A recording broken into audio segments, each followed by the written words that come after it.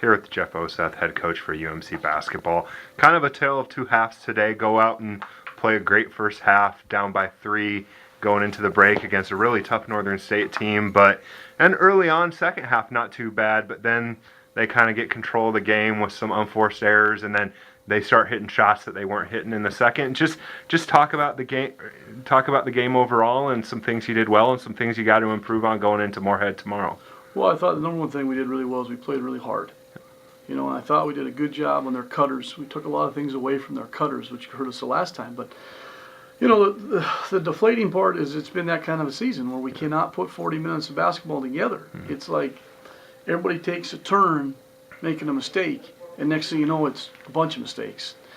And that just puts us behind. We're not we don't score it very well. So valuing the ball is unbelievably important. And when you don't finish around the rim, or you go to the free throw line, you don't make free throws, or, they're tough to come by for this team. And it's different if you can put 70, 80 points a night up on the board. You can handle some of those turnovers and get through it.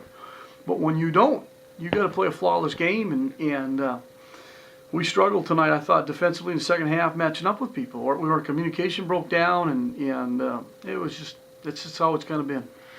Talk about, you get double figures from Ashton Harrell, 14 points, and James Parkman, 11. Talk about their play tonight. I know Harrell comes out and has a great first half, 10 points, was responsible for a lot of your scoring first half. Just talk about those two guys tonight. Well, yeah, Ashton's capable of doing that. I thought he could have probably got another 6 or 8 points. Yep. He could have had a career game here for him. Missed some free throws and missed a couple layups and things like that. I had a couple we got fouled on, and I was disappointed in some of the officiating there. But and then James got 2 fouls in the first half. So he had to sit basically the whole first half. He came out in the second half and got some things done.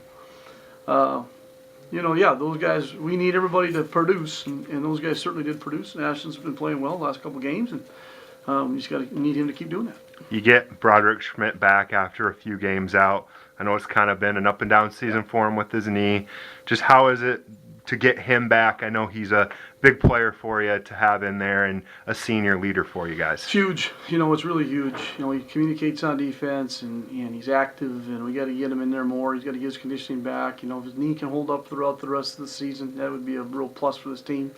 You can tell when we don't have him in there, we kind of break down on some things. And we got to have we got to be at full strength.